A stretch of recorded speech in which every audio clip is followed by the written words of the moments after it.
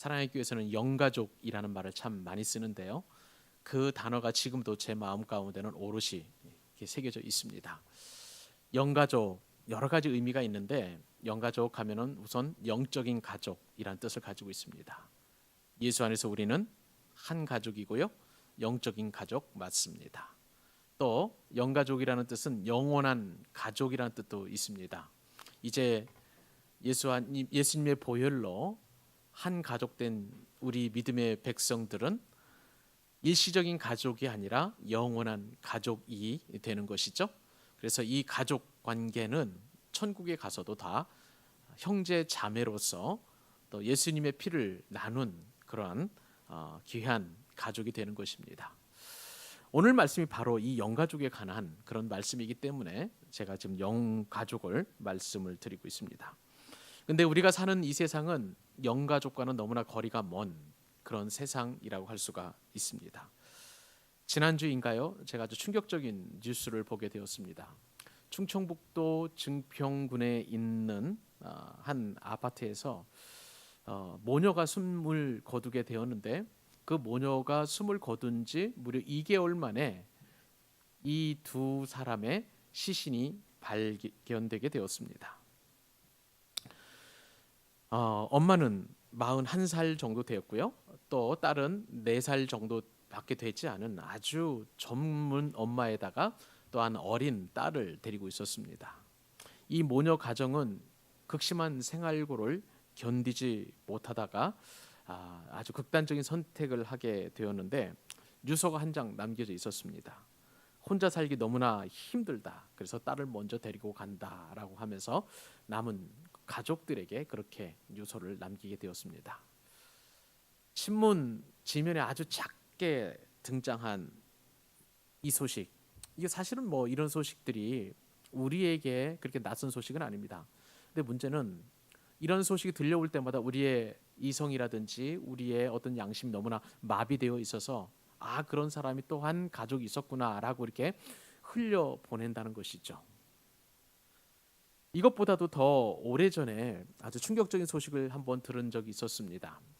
지난 2014년 2월 26일 저녁 9시경이었는데 서울 송파구에서 새 모녀가 숨진 채 발견되었습니다.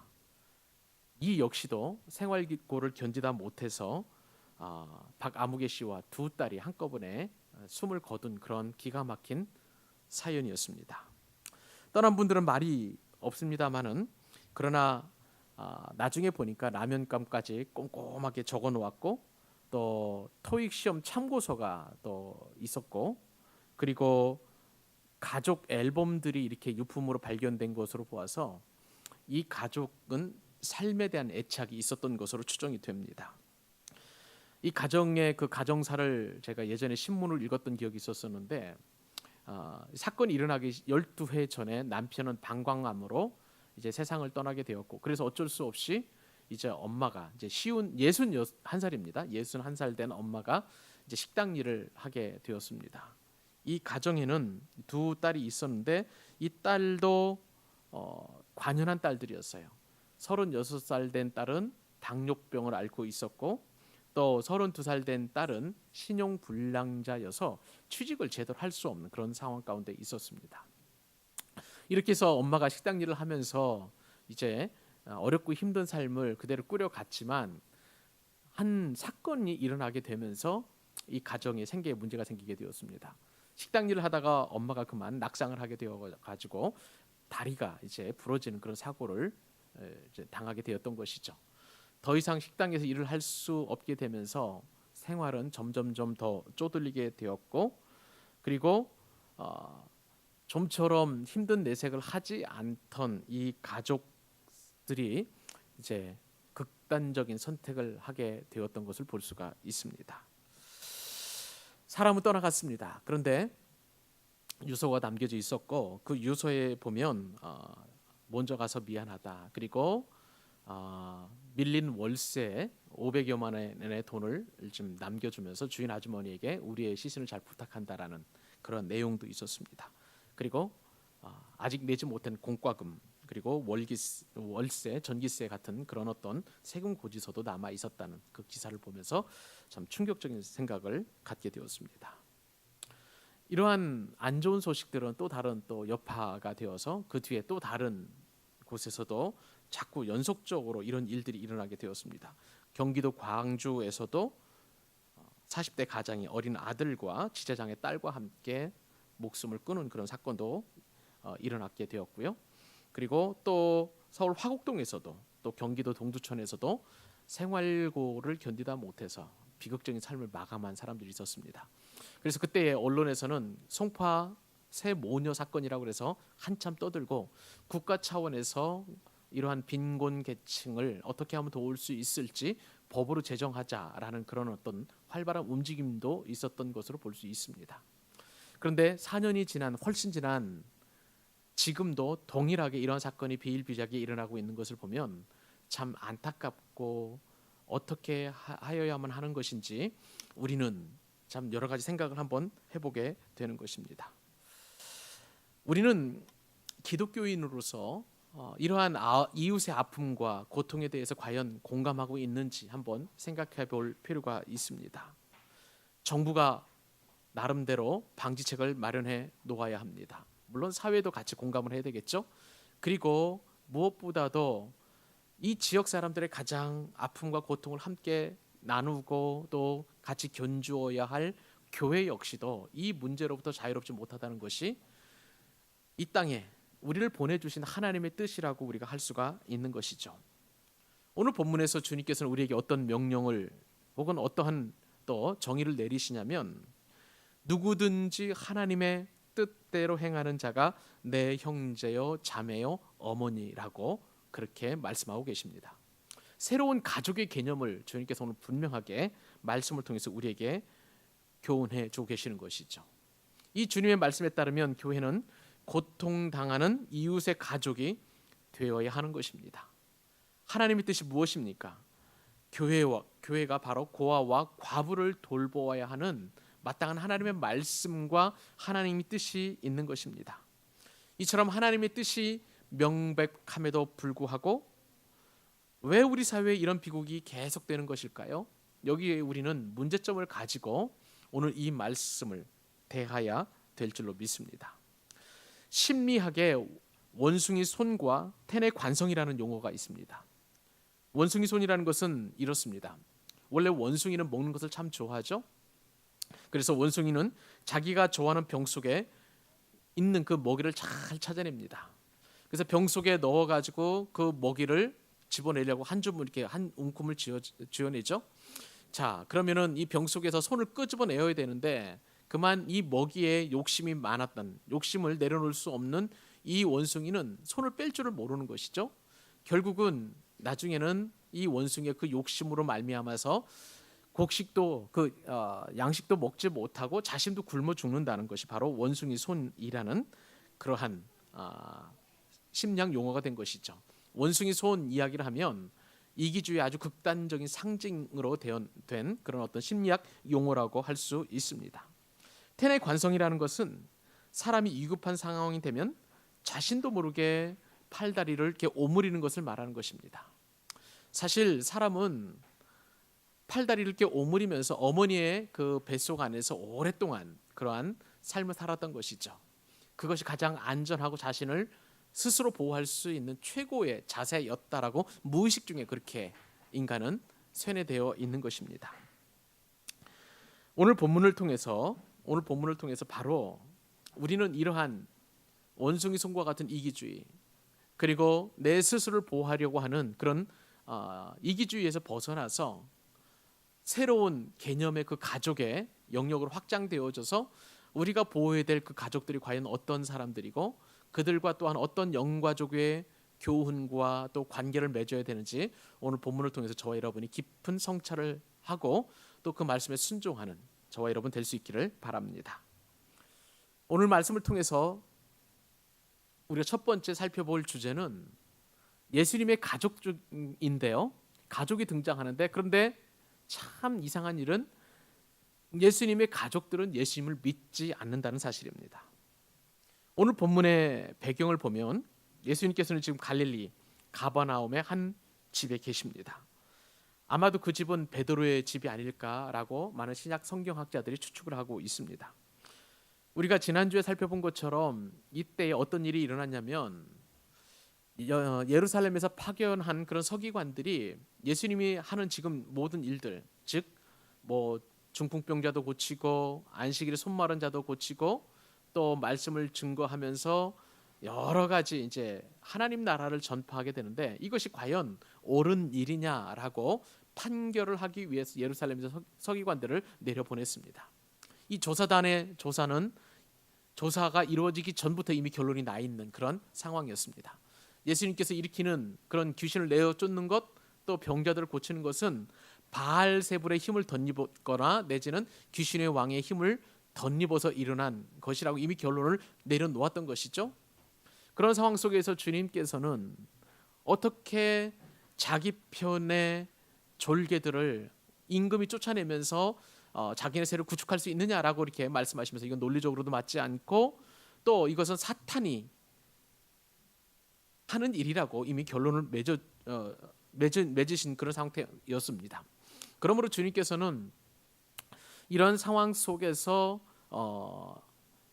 첨예한 영적 전쟁이 지금 벌어지고 있는 상황 속에서 예수님의 가족들이 예수님을 찾으러 온 것을 보게 되는 것이죠. 근데 이 예수님을 찾아온 가족들의 방문은 친절한 방문이 아니었고요. 예수님께서 제정신이 아니라는 소문을 듣고 예수님을 소환하려고 하는 그런 방문이었던 것입니다. 네, 오늘 본문에 보니까 누가 등장하게 되냐면 아주 마가복음에서는 특이하게 마리아가 등장하고 있는 것을 볼 수가 있습니다. 여러분 우리가 사복음서를 어느 정도 상식선에서 알고 있는데요. 이 사복음서에 따르면 마리아가 언제 등장합니까? 마리아는 누가복음에서 보면 수태고지에서 등장을 하게 됩니다. 예수님의 동정녀 탄생과 그리고 유아 시절 이야기를 통해서 마리아와 예수님의 관계를 누가는 아주 자세하게 기록을 해 놓았습니다. 마태 역시도 예수님의 탄생과 연관지어서 마리아를 언급합니다. 그리고 요한복음은 아주 특이하게 예수님의 탄생 기사를 아예 싹 빼버리고 예수님과 탄생과 관련돼서 마리아는 전혀 언급하지 않지만 요한복음에서 등장하는 요한복음 2장에 등장하는 마리아는 아주 긍정적인 여인으로 믿음을 가진 여인으로 등장을 하죠. 갈릴리 가나에서 혼인 잔치가 있었습니다. 그런데 잔치가 한창 무르익어 갈 즈음에 보니까 그 혼인 집에 포도주가 다 떨어진 거예요. 그래서 마리아는 그 사실을 누구보다도 가장 먼저 알게 되었습니다. 그래서 이 사실을 예수님께 말씀을 드렸죠. 근데 예수님은 마리아의 어머니인 그 마리아의 요청을 거절하게 됩니다. 아직은 내 때가 이르지 아니하였다는 것이 예수님의 그런 말씀이셨던 것이죠. 그러나 그럼에도 불구하고 예수님께 마리아는 요청을 합니다. 그리고 하인을 불러서 말하기를 예수께서 너에게 무슨 말을 하든지 그대로 하라라고 이렇게 지시를 한 것이죠. 결국은 예수님은 어머니 마리아의 말을 수용하게 되었고 마침내 물이 포도주로 변화되는 예수님의 첫 기적과 기사가 일어나는 그 사건이 요한복음 2장에서 기록되어 있는 것을 볼 수가 있습니다. 이처럼 마태복음이나 또 누가복음이나 요한복음은 마리아에 대해서 굉장히 긍정적으로 묘사를 하고 있습니다. 근데 마가복음은요 오늘 본문에서 처음으로 이 예수님의 어머니 마리아가 등장하고 있는데 긍정적인 모습이 아니라 부정적인 모습으로 지금 마리아가 등장하고 있는 것을 보게 되는 것입니다. 자, 이러한 마리아의 등장시키는 그 사건은요 마가의 성품과 아주 잘 맞아떨어지는 것을 볼 수가 있습니다. 마가복음 처음에 보면은요 우리가 마가복음 연구할 때 아주 재미있는 특징이 하나 있는데 마가는 아주 심플한 사람이에요. 그리고 마가는 이방인들에게 복음을 빨리 전하고 싶은 그런 욕구를 가지고 있었던 사람입니다. 그래서 될 수 있으면 예수님의 그 내용을 아주 심플하면서도 압축시켜가지고 그리고 짧게 복음의 핵심만을 이렇게 전하기를 원했던 그러한 생각을 가지고 있었어요. 그런 마음으로 마가복음을 기록하게 되었고 또 오늘 예수님의 어머니인 이 마리아를 묘사할 때도 그렇게 비슷하게 묘사하고 있는 것을 볼 수가 있습니다. 그러니까 마가는 하여간 자신이 필요한 이 복음이 무엇인가, 복음을 어떻게 하면 더 아주 압축해서 요약해서 증거하게 하는 것인가에 그 관점을 가지고 기록하다 보니까 예수님의 어머니, 예수님의 가족에 대한 긍정적인 내용보다도 이 사건에서 이 가족들이 어떻게 등장하는지를 이렇게 심플하게 아주 간단하게 증거하고 있는 것을 볼 수가 있습니다. 자, 이런 관점에서 오늘 본문을 보면 예수님을 찾아온 가족들은 누구인지 우리가 궁금증을 갖게 되는 것입니다. 이름이 하나도 구체적으로 언급되어 있지 않죠? 31절 말씀 같이 다시 한번 읽어보십시다. 자, 읽겠습니다. 시작. 그때에 예수의 어머니와 동생들이 와서 밖에 서서 사람을 보내어 예수를 부르니.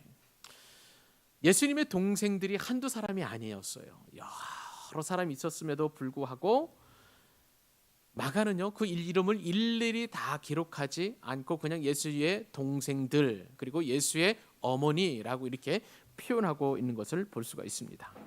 나중에 이 사건이 지나가고 나서 이제 마가는 예수님의 동생이 어떤 사람들인지를 이렇게 기록하고 있는데 마가복음 6장을 한번 넘어가 보시겠습니까? 예수님의 가족들의 이름들이 소개가 되고 있습니다.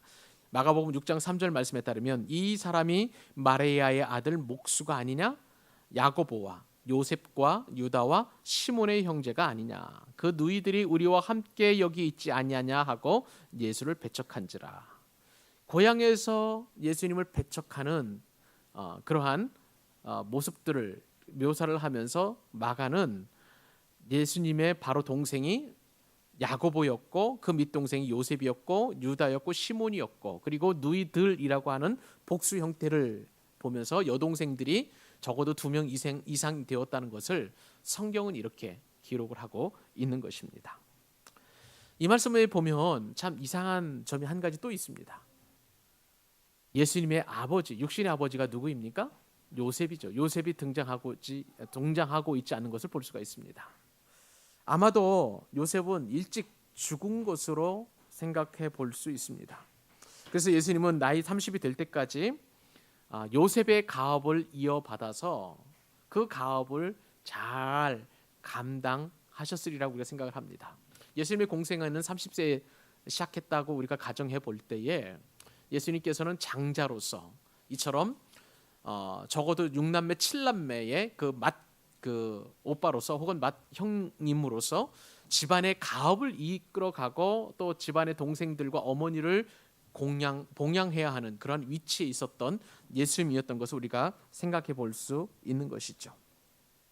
그런데요, 이러한 예수님의 동생들의 특징이 무엇인가? 예수님을 믿지 않았다는 것입니다. 사도 요한은 요한복음 7장 5절 말씀을 통해서 이렇게 예수님의 가족들을 이야기합니다. 이는 그 형제들까지도 예수를 믿지 아니함이러라. 예수님의 형제들은 예수님이 어떤 분이신지를 아예 믿지 않았다고 그렇게 기록하고 있는 것을 볼 수가 있습니다. 동생들은 형이 그처럼 공생의 사역을 시작하면서 수많은 무리들이 뒤따르는 그 모습들을 바라보면서 동생들에게는 메시아 대신에 정치적인 어떤 메시아로서의 그 형님을 생각했을 것입니다. 동생들은 형 예수님을 정치적인 야망가로 알았을 것이 분명한데 요한복음 7장 3절로 4절 말씀 같이 한번 찾아서 읽기를 원합니다. 같이 한번 읽어볼까요? 요한복음 7장 3절로 4절 말씀 같이 한번 읽어보도록 하겠습니다. 자, 1절부터 한번 읽어볼까요? 자, 시작. 그 후에 예수께서 갈릴리에서 다니시고 유대에서 다니려 아니하심은 유대인들이 죽이려 함이러라. 유대인의 명절인 초막절이 가까운지라 그 형제들이 예수께 이르되 당신이 행하는 일을 제자들도 보게 여기를 떠나 유대로 가소서. 스스로 나타나기를 구하면서 묻혀서 일하는 사람이 없나니 이 일을 행하려 하거든 자신을 세상에 나타내소서 하니. 자, 이 동생들의 요구가 무엇입니까? 예수님이 구원자로서 구세주로서의 그 사역이 아니라 이 일을 나타내라는 것은 무엇이냐면은 이제 로마의 압제로부터 이스라엘을 해방시키는 그런 정치적인 메시아로서 그 일을 행하시려거든 이제는 더 이상 은둔생활 하지 마시고 드러내서 드러내서 하라는 그러한 예수님의 동생들이 요구했던 것을 볼 수가 있습니다. 우리가 말씀을 아까 잠깐 살펴본 것처럼 예수님의 가족은 어머니 포함하면 적어도 8명 내지 9명 이상 되는 것을 볼 수가 있습니다. 그런데 장남 예수가 목수일을 하다가 갑자기 그 집을 떠나게 되었던 것이죠. 남편이 없는 상황에서 장남이 이상하다는 그 소문이 들리니까 마리아의 마음은 너무나 무거웠을 것입니다. 마리아는 그 누구도 알지 못하는 예수님의 출생의 비밀을 너무나 잘 알고 있었던 어머니입니다. 그리고 천사로부터 예수님이 과연 어떤 일을 할 것인지 이 미리 예수님의 잉태뿐만 아니라 예수님께서 어떤 일을 행하실지에 대한 그러한 일을 고지를 받았던 인물이었습니다. 처녀 마리아에게 천사가 아들이 왕이 된다는 예언을 해주었기 때문에 마리아는 지금 30년 이상을 그 꿈을 간직하면서 살고 있었던 여인이었던 것을 볼 수가 있습니다. 그런데 자신의 기대와는 달리 예수가 미쳤다, 그리고 바알세불의 힘을 빌렸다, 귀신의 왕의 힘을 빌렸다라는 그런 소문이 들고, 그리고 미쳤다는 소식이 들려오니까 어머니는 견딜 수 없었던 것이고, 그리고 자식들을 끌고 지금 예수님을 데리러 가버나움으로 온 것으로 볼 수가 있는 것입니다. 사랑하는 여러분, 여기에 정말 가족의 의미가 있습니다. 가족으로는 장남이 그리고 맏형님이 사람들이 손가락질하고 있는 그런 상황 가운데 놓여 있기 때문에 예수를 소환해서 다시 옛날의 삶으로 돌아가고자 원하는 어머니 마리아의 마음이 있었고요. 그런 어머니의 심정을 이해하는 예수님의 동생들의 그 동정이 있었기 때문에 지금 예수님이 계신 그런 가버나움으로 온 것입니다. 그들은 육신적으로 예수님과 가장 가까이 있었지만, 그러나 예수님을 진정으로 알지 못한다는 안타까움이 있었던 것이죠. 육신의 가족이 오히려 예수님의 메시아 되심을 거부하게 하는, 쉽게 믿지 못하는, 쉽게 수납하지 못하는 그러한 요인으로 작용했다는 것을 우리가 말씀을 통해서 깨닫게 되는 것입니다.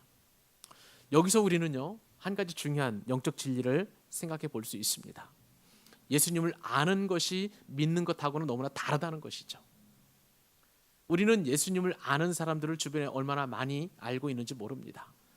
이것도 알고 저것도 알고, 예수님께서 어떤 기적을 일으켰고 또 와서 이 땅에 어떻게 오셨는지 지식적으로는 많이 알지만, 그러나 실제적으로 예수님을 믿었느냐라고 과감하게 질문을 던지면 쭈뼛쭈뼛하고 주저하는 분들이 적지 않은 것을 볼 수 있습니다. 예수님을 아는 사람들은요, 비단 평신도뿐만이 아니에요. 신학자들 중에서도 예수님을 아는 사람들이 적지 않습니다. 그러나 그들은 예수님을 믿지 않는 사람들이 많이 있습니다. 특별히 현대 신학자들이 많이 그런 사람들이 있습니다. 루터교 계통의 현대 신학자 리츠리라는 사람이 있습니다. 알베르트 리츠리라는 그런 사람이 있는데, 이 사람은요 아주 그 현대 신학에 능통한 사람이었고, 그리고 세계적으로 영향력을 미치는 그런 현대 신학자였습니다. 근데 이 리칠뿐만 아니라 이 리칠의 영향력을 받은 하르낙이라는 그런 신학자가 있는데, 이 리칠과 그리고 그의 제자인 이 하르낙은 예수님을 윤리적인 존재로 받아들이고 있습니다. 한마디로 말하면, 쉽게 말하면 예수님은 도덕 선생이다라고 그렇게 그들은 정의하고 있는 것이죠. 또한 독일의 가장 유명한 신학자 가운데 한 분이 바로 몰트만이라는 사람이 있습니다.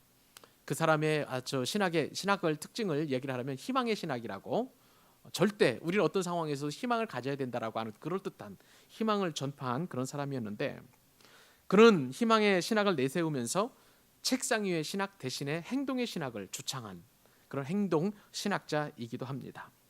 왜 그는 행동 신학자였을까요? 예수님께서 이 땅에 오셔서 행동하셨다는 거예요.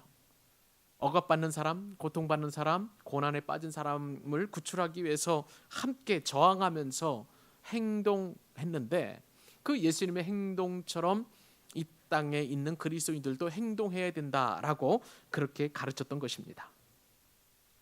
그러므로 이 하르낙이나 리칠이나 혹은 이 몰트만 같은 사람은 예수님께서 이 땅에 오셔서 하나님의 나라를, 복음을 선포하시고 하나님의 나라를 확장하시고, 그리고 인류를 구원하시기 위한 그런 구세주보다는 이 땅에 있는 사회 변혁을 위한 존재로 예수님을 그렇게 인식하고 또 그렇게 가르쳤던 것입니다. 놀랍게도 이들의 영향력은 현대 신학의 완벽한 판도를 갈라놓았습니다. 심지어는 이 몰트만의 영향을 받은 사람들은 아프리카에서는 흑인 신학으로 이렇게 탄생하게 되었고, 라틴 쪽에서는 해방 신학으로, 그리고 우리나라에서는 민중 신학이라는 이름으로 이렇게 번영과 번성을 누리게 되었습니다. 또 한 사람, 예수 그리스도를 믿는 대신에 예수 그리스도를 아는 자유주의 신학자 한 사람이 있었습니다. 우리가 너무나 잘 아는 알버트 슈바이처 박사입니다. 이 알버트 슈바이처가 보는 예수님은 자기가 세상을 구원할 것처럼 환상에 빠져 날뛰다가 로마법에 걸려 죽은 미치광이로 그렇게 인식했던 그런 사람이었습니다. 근데 참 아이러니컬하게도 이러한 슈바이처는 아프리카에 가서 선교사가 되어서 선교 활동을 하게 되었고, 나중에는 그 공로를 인정받아 노벨 평화상까지 수상하기도 하였습니다.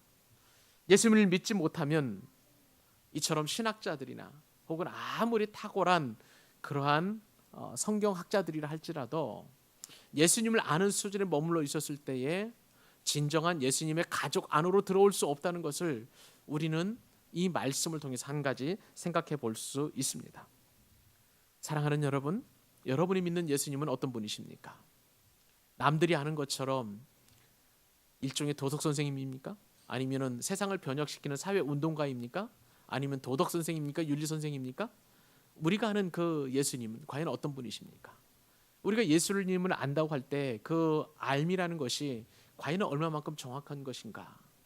성령님의 조명이 없이는 우리는 완벽한 예수님을 알 수가 없는 것이죠.